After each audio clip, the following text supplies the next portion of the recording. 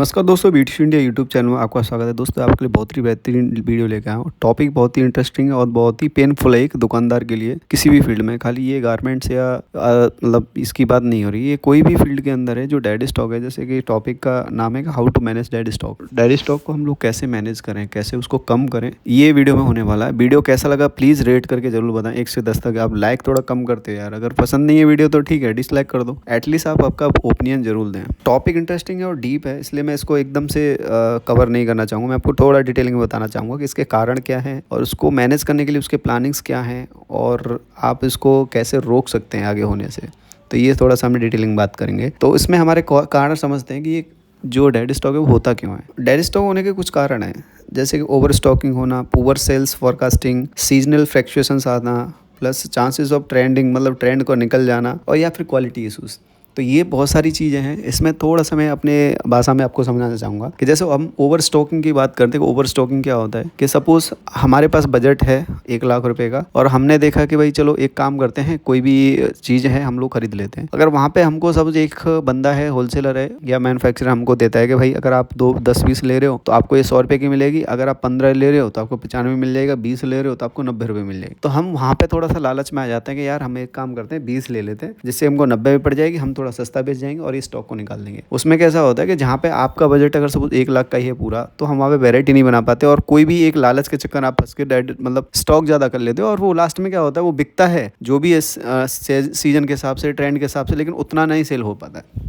तो ये भी एक डेड स्टॉक का कारण बन जाता है। दूसरा हो गया कि poor sales forecasting. Poor sale forecasting होता है कि मान लो जैसे हम लोग प्रिडिक्शन करते हैं ना आने वाले भविष्य के बारे में, या फिर हम जैसे बोलते हैं भाई ये हो सकता है, इसकी वजह से हो सकता है। तो ऐसी ही जो सेल्स फोरकास्टिंग है ना, वो प्रिडिक्ट किया जाता है आपके डेटा के ऊपर कि आज जो पास्ट डेटा क्या था प्लस जो प्रेजेंट में क्या चल रहा है। ऐसे हम लोग प्रिडिक्शन करते हैं कि भाई हमारा पिछले साल का सेल, इस टाइप के जो आर्टिकल हमने बेचे थे ठंड के टाइम में या गर्मी के टाइम पे, तो हमने इतने लगभग सेल कर लिए, प्लस हमारा सेल्स भी बढ़ा है, व्यापारी भी हमारे ग्राहक भी बढ़ रहे हैं। तो हम लोग अंदाजा लगाते हैं कि इस बार हम लोग इतना भर लेते हैं माल। कभी कभार ऐसा होता है कि सीजनल फ्लक्चुएशंस, जैसे हम लोग बोलो तो एक जैसे ई कॉमर्स का बोलबाला हो गया, या फिर ई कॉमर्स वाले आज तक देख रहे होंगे कि जो सीजन जो भी आता है उससे पहले ही वो अपनी इतना सेल बेचते हैं कि वो सारा पहले निकल जाए। तो जो आदमी इंतजार करता है त्यौहार आएगा तो उस टाइम पे मैं खरीदूंगा, या फिर दुकानदार इंतजार करते हैं भाई मेरा त्यौहार आने वाला है तो उस टाइम पे कस्टमर कहीं नहीं जाएंगे, मेरे पास तो आने वाले हैं। जैसे जनरली जो लोग अपने छोटे छोटे कस्बा में या छोटी दुकानदार वाले आजकल वही वेट करते हैं भाई त्योहार पे तो दुकानदारी हो ही जाएगी।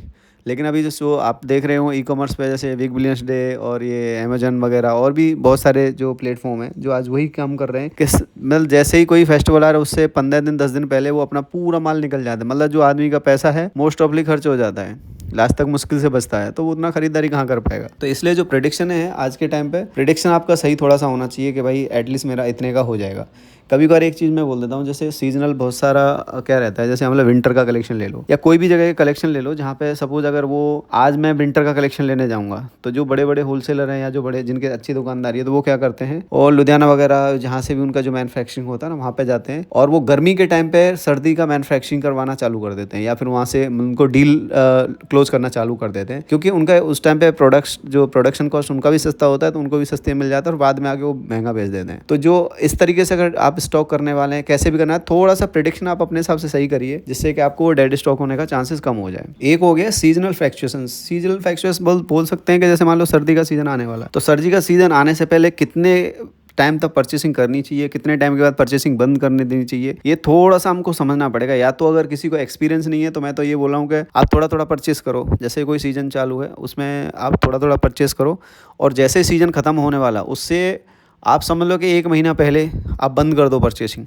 अगर आपको ज़रूरत पड़ गया है, कोई बंदा मांग भी रहा है, तो जैसे बहुत सारे नहीं हो आपस में मार्केट के अंदर आप देखते होंगे कि भाई कोई आइटम आपके यहाँ नहीं है तो दूसरी बगल वाली दुकान से ला के दे दिया वो सिम, कि उनको पता ही है कि कौन से रेट में कितना आ रहा है और उसको ऐसे अदला बदली करने का उनको कितना मार्जिन सेट है। सपोज अगर मैं कोई आइटम है 100 रुपये की मैं लेके आया, अब हो सकता है कि आपके दुकानदार को वो आइटम चाहिए, आपको पता है कि वो स्टॉक उसके पास भी होगा मार्केट के अंदर, तो फटाक से उठा के मेरे पास से दे दो, तो आपको 20% बचने वाले होंगे तो मुझे 10% या 5% दे दो मेरा, तो मेरा भी काम हो जाएगा, मुझे भी जहाँ से उठा के लाना मैं उठा के ले आऊँगा और आपका भी काम बन जाएगा। तो इस तरह से भी होते हैं। तो आप सीजन जैसे ख़त्म होने वाला है उससे पहले ही थोड़ा सा शॉपिंग रोक दो, क्योंकि वो लास्ट में नहीं बिकेगा ना तो डेड स्टॉक में चले जाएगा। क्योंकि जो परचेस करने वाला है हमारी तरह ही होता है, हम भी सोचते हैं ना कि यार अब तो 1 महीने का ही ठंड रहेगी या फिर 15 दिन की ठंड रहेगी, क्या ही खरीदूंगा। ऐसे गर्मी का रहता है कि अब यार अब तो ठंड आने वाली है, हाफ स्लीव क्या खरीद के करूँगा, मैं तो फुल स्लीव ही खरीदना पड़ेगा। तो थोड़ा वेट करते हैं लोग। ऐसे इस तरीके से आपको थोड़ा सा प्लानिंग करना पड़ेगा, तो आप मैनेज कर सकते हैं। और ये खाली डेड स्टॉक का स्टोरी यहाँ पे नहीं है, हर बिजनेस के अंदर है। जहाँ पे प्रोडक्ट है वहाँ पे ये डेड स्टॉक का इशू है ही है। एंड नेक्स्ट कॉज है कि चेंजेस इन फैशन ट्रेंड। जो फैशन का ट्रेंड है, जैसे हम लोग बोलते हैं कि भाई ये ट्रेंड आउट हो गया। जैसे बहुत सारी जगह में इंस्टाग्राम फेसबुक पे या बाकी लोकल मार्केट में भी चलते देखते हैं ना कि यार बहुत सारे कोई भी प्रोडक्ट का एक ट्रेंड चला हुआ है और बहुत ज़ोर से चला हुआ है, और हम लोग करते करते करते लास्ट में क्या था, हमको वो पता ही नहीं चलता कि वो ट्रेंड आउट होने वाला भी है या ट्रेंड आउट हो गया है। तो कहीं से जो आइटम, जैसे हम लोग होलसेल मार्केट में देखते हैं यार तो 500 को हम परचेसिंग कर रहे थे, सपोज ट्रेंड आज चल रहा है तो आज वो 500 की है, क्योंकि उसको पता है कि इसके बनाने वाले कम बंदे हैं तो मेरे पास ही आएगा, अगर आप घूम घाम के तो वो 500 की बेच देता है। जैसे ही कोई दूसरा सप्लायर बन जाता है उसमें चालू हो जाता है, क्योंकि सप्लायर को भी पता लगता है ना कि ये आइटम ट्रेंड में, तो चलो मैं बना लेता हूँ करके, तो वो कम रेट में निकालना चालू करता है। जैसे जैसे वो एकदम उनका बोलना ट्रेंड खत्म होने वाला होता है, एकदम सप्लायर भी वही हो जाते हैं, और सप्लायर भी ये चीज़ कभी कभार गलती करते हैं, वो बहुत ओवर मैन्युफैक्चरिंग करके रख देते हैं कि यार ये तो चलेगा ही करके, और एकदम से जब ट्रेंड जाता है तो फिर सप्लायर भी करता है कि फटाक से ये माल को मैं सस्ते में, जैसा मैंने जितना रेट बनाया उतना मैं निकाल के खत्म कर देता हूँ। और यही चीज़ मार्केट में आता है। तो मार्केट में जो व्यापारी जिनको अंदाजा नहीं होता कि ये ट्रेंड भाई खिसक गया है, यहाँ से निकल गया है, तो वो लोग क्या करते हैं कि यार इतने सस्ते रेट में तो है ही नहीं, कैसे भी बेच दूंगा करके वो लोग भी खरीद लेते हैं, और उसी का वो शिकार हो जाता है। इसलिए थोड़ा सा नजर आपको मारना पड़ेगा, नजर घुमाना पड़ेगा अब ट्रेंड क्या चालू है, क्योंकि दूसरा कोई ट्रेंड आ जाता है तो फिर वही सीन हो जाता है कि वो वाला फिर ओल्ड हो जाता है सबके लिए।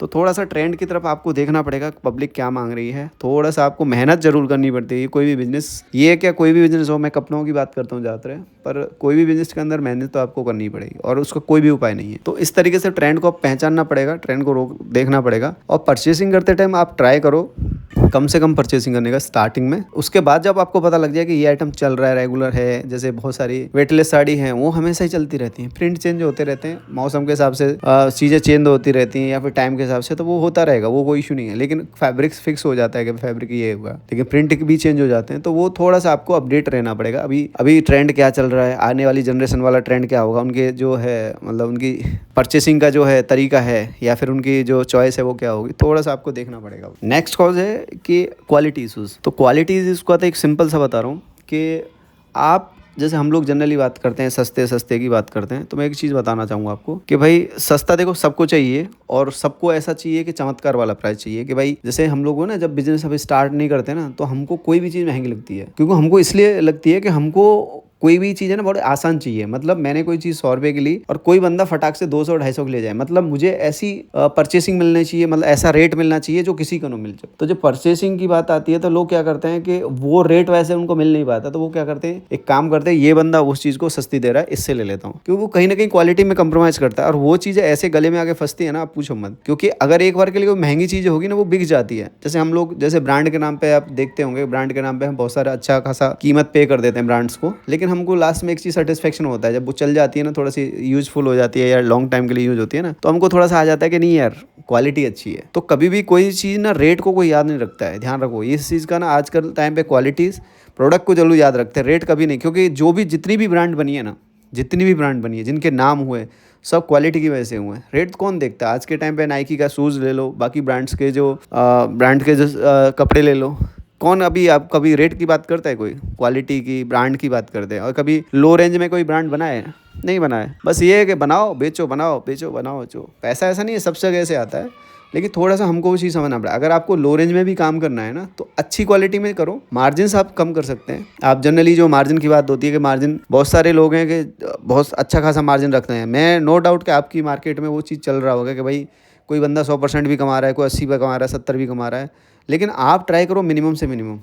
एक अपने ग्रुप में भी एक स्टोरी है, जेन्युइन स्टोरी है। वो बोल रहे थे कि सर मैंने जब मार्जिन 30% रखा ना, 20 से 30%, तो लोग बहुत डाउटफुल होकर लेते थे। तो जब मैंने वो मार्जिन 40 से 50% कर दिया तो लोग खुशी होकर ले रहे हैं मेरे से माल। तो मैं अभी जो बिजनेस कर रहा हूँ धुआंधार कर रहा हूँ। तो ये एक आध केस होता है, लेकिन ये स्टोरी मुझे अजीब लगी थी इसलिए मैंने बताई आपको। उन्होंने जब मार्जिन बहुत कम कर रही है तो लोगों को लगता है यार ऐसा तो नहीं कोई दिक्कत हो, प्रोडक्ट में कोई दिक्कत हो, लेकिन उन्होंने मार्जिन बढ़ा दिए अपने, तो उनको लगा हाँ ये जेन्युइन रेट है। मार्केट से रेट सस्ता भी था और जेन्युइन भी लग रहा था। तो ऐसा होता है, लेकिन ये बहुत चांस है, कम चांस है। तो थोड़ा सा आपको क्वालिटी के बारे में जरूर सुना चाहिए। या भाई जो ऐसे ही कोई पटरी पे लगा रहा है, जो ठेला लगा के बेचते हैं लोग, रोड पे रख के बेचते हैं, या जो ऐसे सेल करते हैं, वो लोग हैं जो है लॉट्स वगैरह के माल ले सकते हैं जहाँ से रेट भी सस्ता है, फिर वो ऐसी ऑडियंस को कवर करते हैं। अगर आप दुकान दे के रख बैठ रहे हो या फिर अपने घर से सेल कर रहे हो, पर्सनली घर से सेल कर रहे हो, कोई दुकान लेके बैठे हो ना, तो आप क्वालिटी का विशेष ध्यान रखें। एक तो डेड स्टॉक नहीं होगा, कस्टमर नहीं जाएगा, क्योंकि कस्टमर एक बार गलती से परचेसिंग कर ले गया, हो सकता है उसको समझ ना हो, बाद में समझ आए, लेकिन फिर आपका वो जो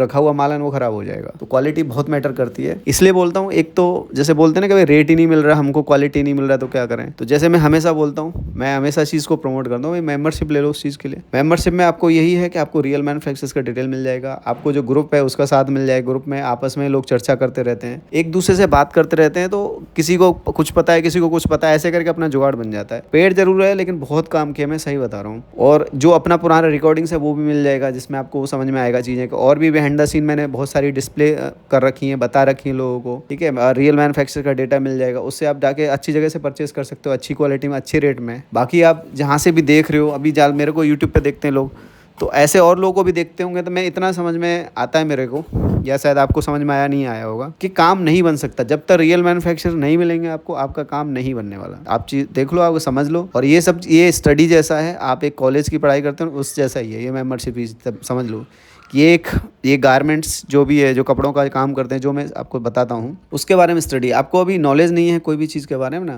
तो आप नॉलेज लेना चाहिए मेरे हिसाब से, क्योंकि डेड स्टॉक जो अभी जैसे मैंने ये टॉपिक में आपको बता रहा हूँ, और भी बताऊँगा इसके बारे में, तो ऐसा नहीं है कि इससे मतलब डेड स्टॉक है, बहुत सारी चीज़ें अभी जैसे मैं परचेसिंग की बात आ गई ना, तो परचेसिंग ही आपकी सही नहीं हुई ना, तो ये कोई फार्मूला काम नहीं करेगा। परचेसिंग अब जैसे अभी लोग बहुत ओवर प्राइस बाय कर लेते हैं, तो आप समझ लो उसमें कुछ भी कर लो, आप रेट बढ़ा दोगे, किसी दिन रेट बढ़ा दोगे तो फिर कस्टमर नहीं लेगा, फिर आपका डेड स्टॉक। तो ओवर प्राइसिंग भी मत करो। ओवर प्राइसिंग से बचने के लिए यही है कि आप रियल मैन्युफैक्चरर से खरीदो, या अच्छी जगह से खरीदो, होलसेलर भी हो चलेगा, लेकिन अच्छी जगह से खरीदो जहाँ से वो आपका डेड स्टॉक ना हो। तो डेड स्टॉक ओवर प्राइस से भी हो जाता है जब आपके रेट सही नहीं होंगे, क्योंकि आप तो सोच रहे हो भाई मैंने खाली 30 या 20% ही मैंने मार्जिन लगाया, लेकिन वो ऑलरेडी जहाँ से आपने खरीद के लाया उसने उतना महंगा दे दिया कि वो ही मार्केट के लिए हाई रेट हो गया, तो आपका नहीं जाएगा। तो डेड स्टॉक का ये भी एक कारण है, तो वो उसे आप मैनेज कर सकते हैं। नेक्स्ट सवाल ये आता है कि भाई चलो ठीक है, आपका डेड स्टॉक हो गया, अब उसको मैनेज कैसे करना है, उसको कम कैसे करना है, वो मैं बता सकता हूँ। तो इसमें हम लोग फर्स्ट एक टॉपिक ले लेते हैं कि जो क्लियरेंस सेल होता है ना, जो हम लोग जैसे सेल्स देखते हैं हर जगह पे, भाई सेल लगी हुई है,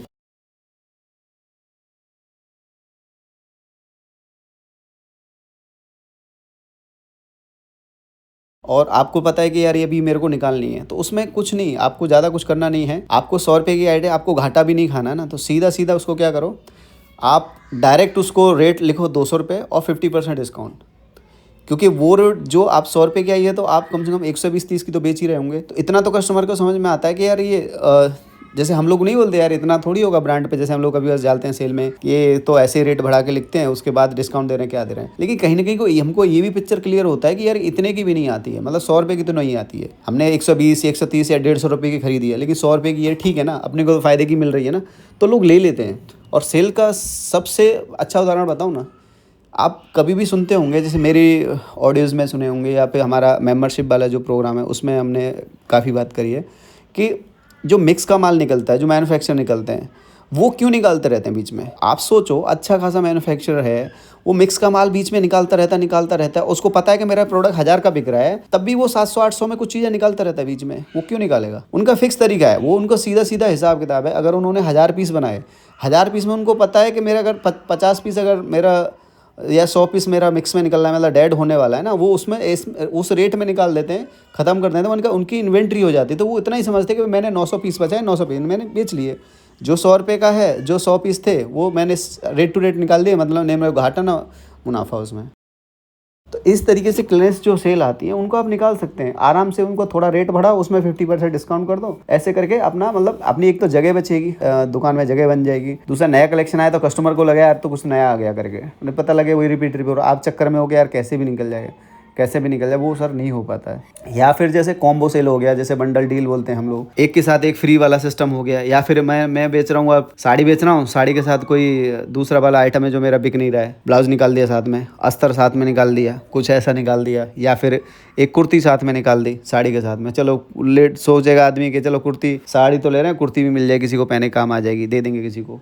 मतलब इस तरीके जो बंडल डील हैं, एक के साथ एक कॉम्बो बना के बेच दिया कि जो कम बिक रहा है उसमें थोड़ा सा 4 पैसा करके कर दिया, तो लोगों को लगता है कि हाँ ये भी ठीक है। जैसे ये चीज़ कॉम्बो वाला डील आप देखते होंगे ना ई कॉमर्स वेबसाइट पे आप देखो ना, ये से बहुत चलता है। उससे क्या, एक तो माल ज़्यादा बिकता है, दूसरा है कि माल जो फंसने वाला है वो भी निकल जाएगा। और कुछ चीज़ें होता है तो डिस्काउंटेड प्राइस, तो डिस्काउंटेड प्राइस होते हैं कि जैसे बहुत सारा चीज़ है ना, जैसे आप देखते होंगे ना कि फ्लैट हमारे यहाँ कोई चीज़ अगर 100 रुपये बिक रही है, कस्टमर को भी पता है कि भाई 100 रुपये की मैं पहले भी खरीदा था, अभी भी खरीदा हूँ करके। कुछ चीज़ें ऐसा है ना, वो धीरे धीरे आपको रेट कम करने पड़ेंगे उस चीज़ के भी। हो सकता है कभी आपको वो चीज़ में लॉस में भी जाना पड़ जाए, तो डिस्काउंटेड प्राइस आपको देना पड़ेगा, क्योंकि वो अगर आपको अपना पैसा वापस लाना है, नहीं तो फिर क्या है ना, वो ओवर ऑफ टाइम ना वो वाला पैसा और कम हो जाएगा, उसका वैल्यूएशन ना और कम हो जाएगा, तो आपको वो चीज़ करना ही पड़ेगा। और ये डिस्काउंटेड प्राइस हो गया, या फिर जो सेल वाला हो गया, या फिर जो वेंडर डील्स हो गए ना, इससे क्या है ना, कस्टमर का फुटफॉल भी बढ़ता है। कस्टमर का फुटफॉल बढ़ेगा तो एक चीज़ लेने आएगा, 2 चीज़ लेके जाएगा। एक मैं स्टोरी बता देता हूँ। एक जगह मैं खुद बता रहा हूँ, परचेस करने गया था मैं घर के लिए, साथ में वाइफ थी। वाइफ ने एक जगह, हमने एक बोर्ड देखा कि 10 रुपये से स्टार्टिंग। वाइफ ने बोला चलते हैं, इसमें चलते हैं करके। तो उसने कैसे लगा रखा था, 10 रुपये का एक आइटम का एक सेक्शन था, उसके थोड़े से आगे चलते 20 रुपये का आइटम चालू हुआ, छोटे साले चालू करते, मतलब ऐसे पूरा सी शेप में लगा रखा था। तो थोड़ा सा चालू किया तो 30 रुपये का आइटम, 30 चालू हुआ तो 40 के आइटम, ऐसे करते करते करते उसने पूरी शॉप घुमा दी हमको। और उसके बाद उसके रेट बढ़ते गए।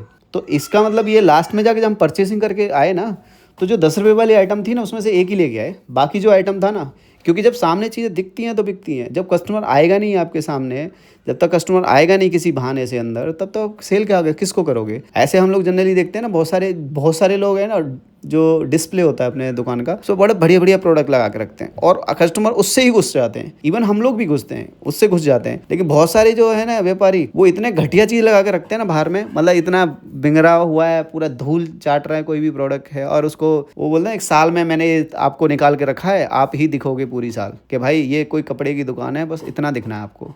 तो वैसा भी नहीं करना चाहिए। ट्रेंड चेंज हो रहा है, आपको चेंज होना ही पड़ेगा, कुछ भी नहीं हो सकता। और कुछ जो सीजनल डेयरी स्टॉक होते हैं, उनको फिर ऐसा कर सकते हैं कि आप भाई साइड में रख दो। सपोज आपकी दुकान कोई मार्केट है, वहाँ पे भाड़ा ही इतना, सपोज 200 स्क्वायर फीट का भाड़ा ही बहुत सारा है, तो आप वहाँ पे तो क्या ही करेंगे उस स्टॉक को रख के, क्योंकि वैसे भी वो अगले साल के पहले तो बिकने वाला नहीं। तो उसको कोई अच्छी जगह स्टोर कर लो, अपने घर में स्टोर कर लो, कोई गोदाम है उसमें स्टोर कर दो, जिससे कि जगह बच जाए, और जैसे ही आपका सीजन आए फिर निकाल लो उसको बेचने के लिए। इस तरीके से आप कर सकते हैं, वो चीज़ को मैनेज कर सकते हैं। फिर या फिर अपने ऐसे स्टॉक हो ना, आप जो फेरी वाले हैं उनको दे सकते हैं, थोड़ा सस्ते रेट में, जितना रेट में आए उतना उनको दे दो, उनका भी काम बन जाता है। और वो अपने गांव जाके, जो कस्बा जाके, सिटी में जाके, वो लोग गली में जाके बेच जाते हैं, तो उनको भी सेम रेट पे दे सकते हो उस तरीके से। या फिर कोई डिस्काउंटेड वाला जो शॉप रहता है, भाई हमेशा जहाँ बोलते हैं ना ऑफर है, आज ऑफर है, ऐसे वाले स्टोर से कॉन्टेक्ट कर सकते हो, उनके यहाँ आपका माल रख सकते हो रेंटेड पे, जैसे उनके यहाँ पे कुछ जगह रेंट पे लेके आप वहाँ पे रख सकते हो। तो इस तरीके से आप मैनेज कर सकते हो। या फिर अगर पॉसिबल है तो आपका डेयरी स्टॉक है, अपने जो सप्लायर है उसको आप रिटर्न करने की कोशिश करो। जैसे जो गुड्स रिटर्न होता है, GR होता है, वो करने की ट्राई करो अगर वहाँ पे होता है तो। कुछ सप्लायर इसमें कर लेते हैं, कुछ सप्लायर नहीं कर पाते, लेकिन अप्रोच करो कि नहीं ये मेरा डेड स्टॉक हो रहा है, मेरा पूरा पैसा इसके बदले में माल ले लूंगा दूसरा, तो लेकिन मुझे ये करो। तो वो क्या है, कहीं ना कहीं उनको भी पता होता है कि भाई ठीक है होता है करके, तो वो मैनेज भी करते थे। बहुत सारे मैन्युफैक्चरर वो मैनेज कर लेते हैं इस चीज़ को, तो वो करने का ट्राई करो। हाँ, लेकिन मैं उस चीज़ के नहीं कर रहा हूँ जो झांसा वाले बंदों की बात नहीं कर रहा हूँ कि आप 6 महीने में लेके आओ, आपका पूरा माल रिटर्न वो पैसा वापस है। मैं ऐसे फालतू बात नहीं कर रहा हूँ, क्योंकि इसमें क्या रहता है कि मैं बोल दूँ कि ऐसा हर सप्लायर है, ऐसा हर सप्लायर नहीं होता। कुछ मैन्युफैक्चरर्स करते हैं, लेकिन ऐसे भी बंदों से कोई लेने का वो नहीं है कि भाई आपको बोले कि नहीं साल 6 महीने में कभी भी लाओ, आपका नहीं बिकेगा माल तो हम ले लेंगे, ऐसा कोई लेता नहीं है। इसलिए भी बोलूँ, अगर ऐसा होता तो मैं डायरेक्ट बोलता कि भाई ये बंदा है ले लेगा। सब नहीं लेते हैं, कुछ कर लेते हैं, लेकिन कुछ थोड़ा बहुत स्टॉक करते हैं, कुछ पूरा कर लेते हैं। वो सबका डिपेंडेंसी, सबका सिस्टम अलग रहता है मैन्युफैक्चरर्स का भी। तो उस तरीके से हम लोग कर सकते हैं। जैसे अभी बहुत सारी जगह अपने देखते होंगे, जैसे डीमार्ट वगैरह में या फिर स्टोर के अंदर लिखा था कि ये भी कुछ फास्ट कंज्यूमेबल आइटम रहते हैं कि भाई ये जल्दी डेड स्टॉक मतलब खत्म होने वाला है, एक्सपायर होने वाला है, तो उनका एक कॉर्नर अलग से बना के रख देते हैं कि भाई इसका एक्सपायरी आने वाला है, जल्दी से इसको कंज्यूम करना है। तो ये वाला तो रेट डिस्काउंटेड रेट पे मिल जाते हैं, तो वो भी जानते हैं कि भाई ये वाला स्टॉक खत्म होने वाला है। तो मतलब कई तरीके हैं ऐसे मैनेज करने के, तो उस तरीके से भी कर सकते हैं अगर ऐसे आपका ऐसे आइटम्स हैं। बाकी गारमेंट्स के अंदर तो जनरली 6 महीने में माल बिक ही जाता है अगर रनिंग वाले आइटम है। नहीं है तो फिर सेल्स में डाल दो, उस तरीके से आप मैनेज करने की ट्राई करो। इसमें ही हम लोग कंसीडर करेंगे कि हाउ टू प्रिवेंट, मतलब उसको फिर रोके कैसे, जो मतलब डेड स्टॉक हो ही नहीं। तो उसके लिए कुछ पॉइंट्स हैं वो कंसीडर किए हुए हैं कि आपको ना इसको रेगुलर आप इन्वेंट्री ऑडिट कर सकते हैं कि भाई जैसे कि हमारे यहाँ पे कितना माल पड़ा है, कितना क्या हुआ है। जैसे जिनके पास पैसा है तो इन्वेंट्री सॉफ्टवेयर वगैरह आते ही हैं, जो QR वाला कोड जनरेशन वाला आता ही है कि भाई उसमें पूरा एंट्री आता है, कितना डेड स्टॉक आया, कितना निकला, कितने में क्या पता है। तो आपको पूरा ज़रूरत नहीं है देखने का, वो वहाँ से मालूम पड़ता रहता है किसको फास्ट करना है, क्या करना है, वो सब पता लगता है। फिर वहाँ से पूरा डेटा मिलता है। अगर आपके पास पैसा नहीं है तो आप खुद करो ऑडिट को, भाई कितना माल आया था, कितना निकल गया, कितना बचा है, गोदाम में कितना बचा है, दुकान में कितना बचा है, वो माल नहीं निकल रहा है तो क्या वजह है, उसके पीछे थोड़ा सा बैठो शाम को। तो इस तरीके से आप कर सकते हैं। सेल्स निकालना है, किसका सेल निकालना है, तो उसमें आपको इन्वेंट्री का करोगे तब जाके सेल का पता लगे भाई किसका सेल निकालना पड़ेगा हमको, नहीं तो वो भी काम से चला गया। प्लस आपका जो इम्प्रूव सेल्स फॉरकास्टिंग है, आपको पहले से प्रेडिक्शन इतना अच्छा करना पड़ेगा कि भाई मेरे को जो डेड स्टॉक होने के लिए मतलब मैं ज़्यादा प्रोडक्ट ही नहीं लेके आऊँ, या फिर मुझे जो आइटम लेना है उतना ही लेना है जिससे कि मेरा इस साल का अच्छा जाए। तो आपको थोड़ा सा प्रेडिक्शन अच्छा करना पड़ेगा प्रीवियस डेटा के हिसाब से, प्लस करंट डेटा क्या बोलता है, प्लस आगे क्या हो सकता है, थोड़ा सा आपको सोच के ना, तो उसका जो सेल्स फोरकास्टिंग है वो थोड़ा सा आपको सही करना, प्रेडिक्शन आपको सही लगाना पड़ेगा जिससे डेड स्टॉक ही नहीं आए उसके अंदर। नेक्स्ट है कि इसमें आप ऐसा भी कर सकते हैं कि भाई फर्स्ट इन फर्स्ट आउट, मतलब जो पहले आया था वो पहले बिकना चाहिए। मतलब जो नया इन्वेंट्री आने से पहले वाले जो भी स्टॉक पड़ा है उसका ट्राई करो जल्दी से जल्दी निकालने का। भाई दूसरा इन्वेंट्री आने वाला है, इसके लिए जगह भी चाहिए प्लस पैसा भी चाहिए, तो फटाफट से निकालने। जैसे सेल्स हो गया, एडवर्टाइजमेंट हो गया, आपके लोकल एडवर्टाइजमेंट करना है, कहीं पे भी एडवर्टाइजमेंट करना है, कैसे भी उसको मतलब निकालने का ट्राई करना है। जिस तरीके से जैसे हम एक बोलते ना एक तरीके से अच्छी तरह से अगर बिजनेस को मैनेज कर रहे हैं तो थोड़ा हमको मेहनत करना पड़ेगा। आज के कंपटीशन को देख के आप ट्राई करो कि जो आपके प्रॉफिट मार्जिन है 15 से 30% रहने चाहिए, जिससे कि आपका इन्वेंट्री फटाफट से घूमेगा, डेड स्टॉक आपका कम होगा, सेल्स बढ़ेगी तो आपका परचेसिंग पावर थोड़ा स्ट्रांग हो जाएगा। परचेसिंग पावर स्ट्रांग हो जाएगी तो कस्टमर भी आपका मतलब ज़्यादा से ज़्यादा बढ़ते जाएंगे। थोड़े से स्टार्टिंग में सस्टेन करने में ज़रूर दिक्कत आती है कि कस्टमर भी कम आ रहे हैं, माल भी मतलब हम लोग सस्ते में बेचना चाह रहे हैं, लेकिन कस्टमर ही ज़्यादा नहीं आएंगे तो रेंट कैसे निकलेगा, वो कैसे निकलेगा। तो शुरुआत में सस्टेन आपको करना ही पड़ेगा, चाहे आप घर से काम करके सस्टेन करो, चाहे खुद की दुकान से सस्टेन करके करो, या कैसे भी करना पड़ेगा, क्योंकि नहीं है तो फिर आप रुक नहीं पाएंगे मार्केट के अंदर। अगर ज़्यादा बेचोगे तो डेड स्टॉक होगा, बिकेगा नहीं, वैसे भी कस्टमर नहीं आने वाले। तो थैंक यू सो मच, आपने वीडियो देखा यहाँ तक, और आप रेट करके जरूर बताएं, 1 से लेकर 10 तक रेटिंग बताएं, लाइक करके जरूर बताएं किस तरीके का वीडियो लगा। सो मिलते हैं नेक्स्ट वीडियो में। Thank you.